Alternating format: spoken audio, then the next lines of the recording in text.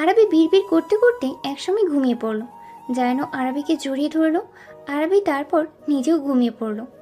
জায়ান আরাবির বৌভাতের অনুষ্ঠান হচ্ছে। Arabi silver colour gown পরা, জায়ানও ম্যাচিং করে সিলভার কালার শেরওয়ানি পরেছে। দুজনকেই ভীষণ সুন্দর লাগছে। এই যে জায়ান একটু পরপরই তাকাচ্ছে আরাবির দিকে। এটা নিয়ে ইফতি, নূর, আলিফা ওদের নিয়ে মজা করছে, আর আরাবি লজ্জায় নুয়ে পড়ছে। জায়ান আরাবিকে এইভাবে লজ্জা পেতে দেখে আরাবির কানে ফিসফিস করে বলে, এত লজ্জায় কেন পাচ্ছ বউ? আমি তো এখনো কিছুই করিনি। আরাবি জায়ানের এহেন কথায় জায়ানের দিকে চোখ রাঙিয়ে তাকালো, বলল, আপনি চুপ থাকবেন আর চোখ অন্যদিকে সরান। জায়ান হেসে দিল, তারপর বলে, চুপ থাকতে পারি, কিন্তু চোখ সারাতে তো পারছি না। ভীষণ সুন্দর লাগছে তোমায়। জায়ান এই নিয়ে আরাবি শতবার মনে হয় বলে ফেলেছে এই কথাটা, তাও লোকটার থামাথামি নেই। আরবি আর কিছুই বলল না। সে জানে এই লোকটাকে থামানো তার পক্ষে সম্ভব না। আর ওপর ওপর যত মিথ্যে রাগ দেখা, মনে মনে আরবি অনেক ভালো লাগে জানের মুখে নিজের প্রশংসা শুনতে। ফাহিম চুপচাপ দাঁড়িয়ে আছে এক জায়গায়, হাতে তার কোল্ড ড্রিঙ্কস। এমন সময় হুট করে সামনে এসে দাঁড়ালো নূর। ফাহিম হকচকিয়ে গিয়েও নিজেকে সামনে নিল। নূর চওড়া হাসলো, বিনিময়ে ফাহিমও হালকা হাসলো। নূর ছটফটে কণ্ঠে বলে ওঠে, কেমন আছেন? আলহামদুলিল্লাহ, তুমি ভালো আছো? প্রশ্ন করলো ফাহিম। নূর বলে, আমি সবসময়ই ভালো থাকি। বাহ, তাহলে তো বেশ ভালো। এখনো মন খারাপ? নূরের প্রশ্ন বুঝতে পারল না ফাহিম, বলল, মানে বুঝলাম না। মানে এখনো কি খারাপ লাগছে? কাল তো কাঁদছিলেন, দেখেন একদম মন খারাপ করবেন না। দেখেন ভাবি কি হাসি খুশি, আমি আমার কথা রেখেছি। বলেই মিষ্টি করে হাসলো নূর। ফাহিম তাকিয়ে রইল। গোলাপি রঙের গাউন পরিহিত নূরকে সুন্দর লাগছে দেখতে। ফাহিম গলা খাকারি দিল, হালকা হেসে বলে, না, মন খারাপ নেই, ধন্যবাদ আমার বোনটার খেয়াল রাখার জন্য। নূর খানিক ভাব নিয়ে বলে, সাখাওয়াত পরিবারের কেউ কখনো তাদের কথার খেলাপ করে না। ফাহিম হেসে দিল। নূরও হাসতে হাসতে চলে গেল। ফাহিম তাকিয়ে রইল নূরের চাওয়ার পানে। কেন যেন মেয়েটাকে তার ভালো লাগে। মেয়েটা প্রচুর চঞ্চল প্রকৃতির, আর নূরের এই চঞ্চলতাই ওর ভালো লাগে। নিজের ভাবনায় নিজেই অবাক হয় ফাহিম, তবে ব্যাপারটা স্বাভাবিকভাবেই নিল, কারণ কাউকে তার ভালো লাগতেই পারে। এইখানে এতটা রিয়েক্ট করার কিছুই নেই। ভেবেই লম্বা শ্বাস ফেলল ফাহিম। তুমি যে এত ঝগড়া করতে পারো আমি ভাবতেও পারিনি। পানি খাচ্ছিল আলিফা। আচমকা এমন কথায় মুখ ফসকে সব পানি বের হয়ে আসলো। কাশতে লাগলো অবিরত। ইফতি নিজেও ভরকে গিয়েছে হঠাৎ এমন হয়। ইফতি আলিফার পিঠে হাত বুলিয়ে দিতে লাগলো। খানিকক্ষণ বাদে শান্ত হলো আলিফা। ইফতি চিন্তিত গলায় বলেই, আর ইউ ওকে? আলিফা আর চোখে তাকালো। নিজেকে ইফতির এত কাছে দেখে দ্রুত সরে আসলো। ইফতি নিজেও খানিকটা অপ্রস্তুত হলো, তারপরেও নিজেকে সামাল দিয়ে বলেই, ঠিক আছো তুমি? আলিফা চোখ ছোট ছোট করে তাকালো ইফতির দিকে। দুই কোমরে হাত রেখে বলে, আমি ঝগড়া করি মানে? হ্যাঁ, কি বুঝাতে চাচ্ছেন আপনি? আপনি কি কম ঝগড়া করেন? ঝগড়া খুনা। ইফতি নাক মুখ কুচকে বলে, তুমি আমাকে আবার এই অদ্ভুত নামে ডাকছো? এইগুলো কিসব ভাষা? হ্যাঁ, এগুলোই কি ঠিক ভাষা? যা আপনার মতো ভিন গ্রহে প্রাণীর তো বোধগম্য হবে না। তুমি কি এখন আমার সাথে ঝগড়া করতে চাইছো? শুরু তো আপনিই করেছেন। আমি জাস্ট একটা কোয়েশ্চেন আস্ক করেছিলাম তোমার কাছ থেকে। করবেন কেন? কথায় না পেরে ইফতি বলল। আমার ভুল হয়ে গেছে, আমাকে ক্ষমা করে দিন। ইফতির এমন কথা শুনে আলিফা খিলখিল করে হেসে দিল। ইফতি মুগ্ধ হয়ে সে হাসি দেখল। নীল রাঙা গাউনে হাসিরত আলিফাকে দেখতে খুব ভালো লাগছে ওর। ইফতি নিজের দৃষ্টি সরিয়ে নিল। আলিফাকে এইভাবে হাসতে দেখে প্রশ্ন করে, হাসছো কেন তুমি অযথা? আলিফা হাসতে হাসতে বলে, আপনাকে একটু আগে কার মতো লাগছিল জানেন? ভ্রু কুচকে ইফতি বলে, কার মতো? ওয়েট, দেখাচ্ছি। তারপর আলিফা নিজের ফোনে সেই যে ভাইরাল হওয়া চোরটার ভিডিও দেখালো, যেখানে চোরটা বলছে, আমার ভুল হয়ে গেছে, আমাকে ক্ষমা করে দিন, এমন কিছু একটা। ইফতি হাঁ করে তাকিয়ে রইল। শেষমেশ তাকে একটা চোরের সাথে তুলনা করলো মেয়েটা। রেগে মেগে তাকালো ইফতি আলিফার দিকে। ওকে কিছু বলার আগেই আলিফা ছুটে পালালো। যাওয়ার আগেই পিছনে ঘুরে ইফতিকে ভেঙিয়ে গেল। না চাইতেও ইফতি আলিফার এমন বাচ্চামো দেখে হেসে দিল। জায়ান আরাবি এসেছে আরাবিদের বাসায়। রাতের খাওয়া দাওয়া একটু আগেই শেষ হলো। লিপি বেগমের সাথে হাতে হাতে কাজ সেরে জায়ানের জন্য 1 কাপ কফি বানিয়ে নিজের রুমে আসলো আরাবি। রুমে প্রবেশ করে দরজা আটকাতে হঠাৎ পিছন থেকে একজোড়া হাত ওকে পিছন থেকে জড়িয়ে ধরলো। আচমকা এমন হওয়ায় কেঁপে উঠল আরাবি। পরক্ষণে কাজটা বুঝতে পেরে নিজের শরীরের সমস্ত ভার জায়ানের দিকে এলিয়ে দিল। জায়ান আরাবির চুলের মাঝে মুখ গুঁজে দিয়ে বলে, এতক্ষণ লাগে রুমে আসতে? আরাবি কাপা স্বরে বলে, আপনার জন্য কফি বানাচ্ছিলাম। আপনি তো ঘুমানোর আগে কফি খান। হুম, বিয়ে হতে না হতে আমার উপর তদন্ত করা শুরু করে দিয়েছো। আরাবি মুচকি হাসলো। তারপর জায়ানের একটা হাত ওর পেটের উপর থেকে সরিয়ে সেই হাতে কফির মগ দিয়ে বলে, দেখি সরুন, কফি খান আপনি। আমার ফ্রেশ হতে হবে, শরীর ঘেমে আছে, বাজে অবস্থা। জায়ানের ধীর আওয়াজ। কিন্তু আমার তো সরতে ইচ্ছে করছে না, এভাবেই ভালো লাগছে। আরবি লজ্জা পেয়ে দ্রুত জায়ানকে সরিয়ে দিল। আলমারি থেকে জামা কাপড় নিয়ে ওয়াশরুমে চলে গেল। ফ্রেশ হয়ে রুমে আসতেই দেখে জায়ান বিছানায় বসে এদিকেই তাকিয়ে আছে। ও বের হতেই কিছু না বলে কম্বল গায়ে দিয়ে শুয়ে পড়ল। আরবি ভাবলো তখন কি ওভাবে সরিয়ে দেওয়ায় লোকটা রাগ করেছে। আরবি এসব ভাবতে ভাবতেই রুমের লাইট নিভিয়ে ডিম লাইট চালিয়ে দিল। তারপর ধীর পায়ে হেঁটে বিছানার পাশে এসে বসে পড়ল। অনেকক্ষণ বসেই রইল। জায়ানের কোনো হেলদোল না দেখতে পেয়ে ভাবলো লোকটা ক্লান্ত থাকায় বোধহয় ঘুমিয়ে পড়েছে। তাই নিজেও জায়ানের পাশে গা এলিয়ে দিল। কিন্তু ওর বিছানায় শুতে দেরি, জায়ানের ওকে আঁকড়ে ধরতে দেরি নেই। জায়ান আরবিকে নিজের সাথে একদম আষ্টে পৃষ্ঠে ধরেছে। আরবি শ্বাস আটকে রইল। জায়ান বাঁকা হেসে বলে, কি এভাবে তাকাচ্ছ কেন? তখন তো পালিয়ে গেলে, এখন কিভাবে পালাবে? আরবি কয়েক পলক জায়ানের দিকে এক দৃষ্টিতে চেয়ে থাকলো। ঘোর লেগে যাচ্ছে চোখ দুটোতে। এই লোকটার দিকে একবার তাকালে আরবির যেন চোখ সরানোর দায় ঠেকে যায়। আরবি নিজেকে সামনে নিয়ে মুচকি হাসলো। তারপর হুট করে মুখ গুজে দিল জায়ানের বুকের মাঝে। মিনমিনিয়ে গলায় বলল, পালাতে চায় কে? জায়ান সময় নিল বিষয়টা বুঝতে। তারপর হেসে দিয়ে আরবিকে আরো জোরে চেপে ধরল।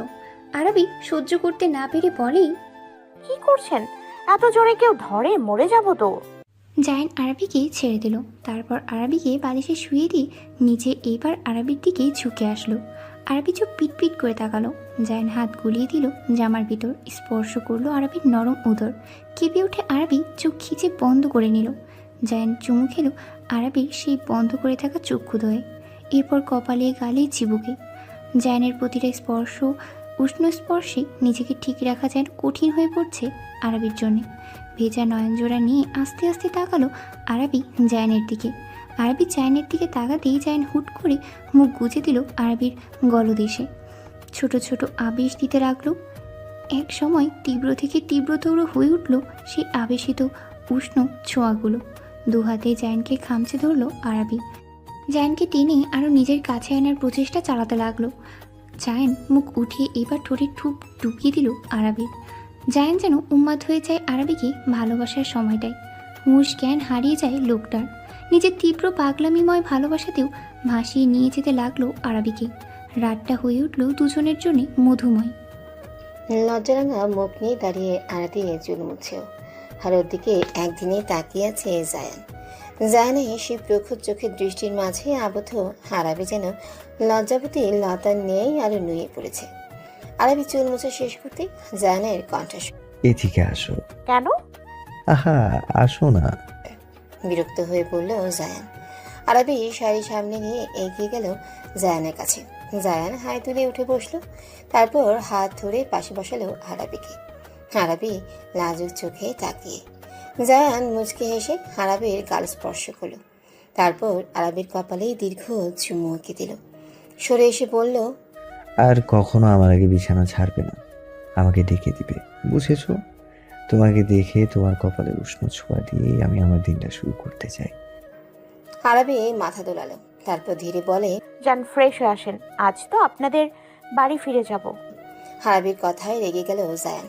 রাগে চোখে তাকিয়ে ঝাঁঝাটা গলায় বলে, আমাদের বাড়ি মানে? আমাদের বাড়ি কি?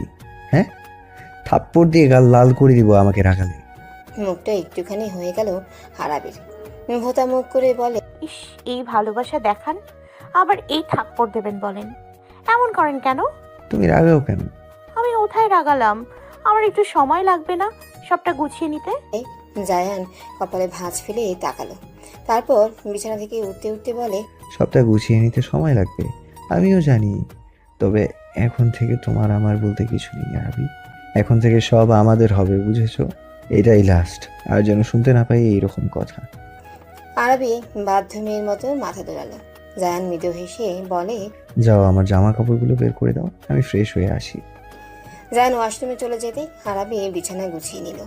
তারপর জায়ানের কথা মতো জামা কাপড় বের করে বিছানার উপর রেখে চলে গেল রুমের বাহিরে।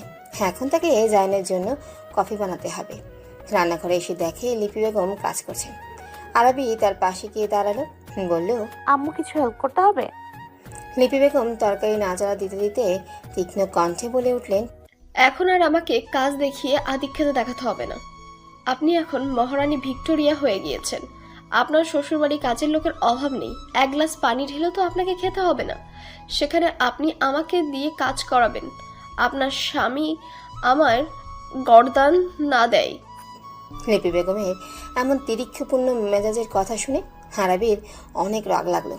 এসেই তো ভালোভাবে জিজ্ঞেস করলো, তাহলে এইভাবে এসব বলার তো মানেই হয় না। আরবি খানি বিরক্ত হয়ে বলে, কি আশ্চর্য আম্মু, এখানে এইসব কথা বলার কি আছে? আমি তো তোমাকে এইসব বলিনি। আমার সামান্য একটা কথাকে তুমি কোথায় থেকে কোথায় নিয়ে যাচ্ছ? লিপি বেগম হাতের খুন্তিটা ঠাস করে ফেলে দিলেন। তারপর খপ করে আরবির হাত শক্ত করে ধরে বলে, বিয়ের একদিন যেতে না যেতেই এখনই আমার সাথে তর্ক করছিস? বাহ, টাকাওয়ালা জামাই পাওয়ায় শরীরে এত অহংকার বেড়ে গিয়েছে। আম্মু এসব কি বলছো তুমি? আরে কুচি কুকি কিচ্ছু জানে না। রান্নাঘরের দরজার সামনে দাঁড়ানো ফিহা কথাটা বলল। আরবি চোখ গরম করে তাকালো। তা দেখে ফিহা ন্যাকা গলায় বলে, দেখলে মা, দেখলে কালি কিভাবে আমাকে চোখ রাঙানো দিচ্ছে। লিপি বেগম রাগী গলায় বলে, চোখ নামিয়ে কথা বল। বড়লোক বাড়িতে বিয়ে হয়েছে দেখে ভাবিস না তোর চোখ রাঙানিতে আমি ভয় পাবো। আরবি যেন এবার সহ্য করতে পারলো না। এক ঝটকায় লিপি বেগমের হাত থেকে হাত ছাড়িয়ে নিয়ে বলে, আমি কোনো অহংকার করছি না, আর না অহংকার করব। তোমাদের দুজনের মন এতটাই কুৎসিত যে তোমাদের চিন্তা ভাবনা এত নিচু। শুধু গায়ের রং সাদা হলে হয় না, অন্তরটাও সাদা হতে হয়, যা তোমাদের নেই। আমি এমন কথা বলতাম না, তবে আজ বলতে বাধ্য হলাম। না হলে তোমরা কেমন মানুষ? হ্যাঁ, বাড়িতে নতুন মেয়ের জামাই আছে, তোমরা তা বাজ বিচার না করে কি শুরু করে দিয়েছো? সামান্যতম বিবেক নেই তোমাদের মাঝে। লিপি বেগম আরবের এহেন কথার তেজ দেখে বাকরুদ্ধ। তিনি ভাবতেই পারেনি আরবি এইভাবে তার কথার প্রতিবাদ করে উঠবেন। এর মাঝেই আরবি আবার বলে উঠল, এত বাড়িয়ে লাভ নেই আম্মু, কফি বানিয়ে চলে যাচ্ছি। আরবি থমথমে মুখে ঝটপট কফি বানিয়ে চলে গেল। হোচলে যেতে তিহার রাগে গজরাতে গজরাতে বলে, দুধ কলা দিয়ে কাল সাপ পুষেছে এতদিন, বড়লোক বাড়িতে বিয়ে হতে না হতেই আসল রূপে বেরিয়েছে, দেখেছো? লিপি বেগমের চেহারা রক্তিম আকার ধারণ করলো। বলল, বেশি পাখা গজিয়েছে এই মেয়ের। পাখা গজালে সেই পাখা কিভাবে কাটতে হয় আমি ভালোভাবেই জানি। ইহা মায়ের কথায় খুশি হলো। পরক্ষণে আবার বলে, কিন্তু আব্বু সে তো। লিপি বেগম তার কাজ করতে করতে বললেন, তাতে সামলাতে হয় কিভাবে তা আমি খুব ভালোভাবেই জানি। আপাতত দেখতে থাক কি কি করি আমি। তিহা দৃঢ় কণ্ঠে বলল, সে যে করেই হোক আম্মু, আমাকেও ওই বাড়িতে বিয়ে করতেই হবে। ওর এত অহংকার সহ্য হচ্ছে না আমার। তার ব্যবস্থা হবে। আরবির বিয়েটা এখন হলো, কয়েকদিন যেতে দে, তারপর সেই বাড়ির ছোট ছেলের সাথে তোর বিয়ের কথা বলবো। তিহা কথাটা শুনে খুশি হয়ে নাচতে নাচতে চলে গেল। হারাবি রুমে প্রবেশ করা মাত্রই জায়ানও ওয়াশরুম থেকে বের হলো। হারাবি থমথমে মুখশ্রী দেখে ঝুঁকুচ গেল, তারপরেও কিছু বলল না। জায়ানের কোমরে শুধু তোয়ালে পেঁচানো। হারাবি খেয়াল করেনি সেটা। কফিটা সাইড টেবিলে রেখে ঘুরে তাকাতে জায়ানকে দেখে থতমত খেয়ে গেল। মনে মনে ভাবলেও, লোকটা কি লজ্জা শরম বলতে কিছু নেই? এইভাবে কেউ এমনভাবে রুমে ঘুরে বেড়ায়? জায়ানের উদম বুকের দিকে নজর যেতেই শ্বাস আটকে আসে আরবি। জায়ানের আকর্ষণীয় স্লিম পেটানো শরীর দেখে যে কোনো মেয়ে সহজেই আকৃষ্ট হয়ে যাবে। আরাবিও সেই কাতারেই পড়ল। হঠাৎ সম্বিত ফিরে পেতে চোখ দ্রুত সরিয়ে নিল। হামতা হামতা করে বলে, এই অবস্থায় কেউ এমনভাবে রুমে ঘুরে বেড়ায়? আমি করি। জায়ানের সোজাসাপটা কথা শুনে কপালে ভাঁজ পড়লেও আরাবি হাত চোখে তাকালো জায়ানের দিকে। লোকটা হালকা লমস বুকে নজর যেতেই লজ্জায় মুখশ্রী গরম হয়ে উঠল।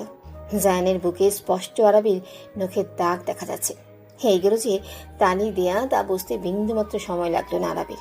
আরাবি লজ্জারাঙ্গা মুখশ্রী দেখলেও জায়ান ভেজা চুলগুলোতে হাত দ্বারা ব্যাক ব্রাশ করলো। হাতের পর হালকা হেসে বলে, লজ্জা পাচ্ছ কেন?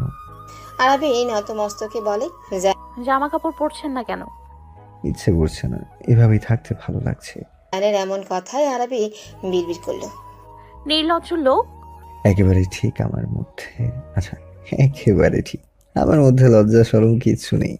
আর আমাকে এইভাবে দেখার অভ্যাসটা করে যত জলদি করে নিবে তোমার জন্য ততই ভালো হবে। এখন এদিকে আসো।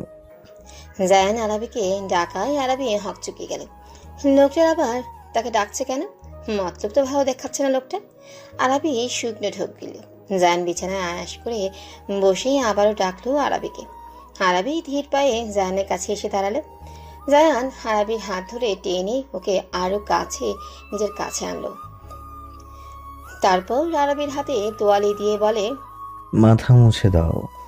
আরাবি ম্যাককলের মতো তাকিয়ে থাকলো কতক্ষণ, তারপর বুঝতে পেরে বলে, এর জন্য ডেকেছিলেন? জায়ান ভ্রু উঁচু করে বলে, তো তুমি কি মনে করেছিলে? না কিছু না।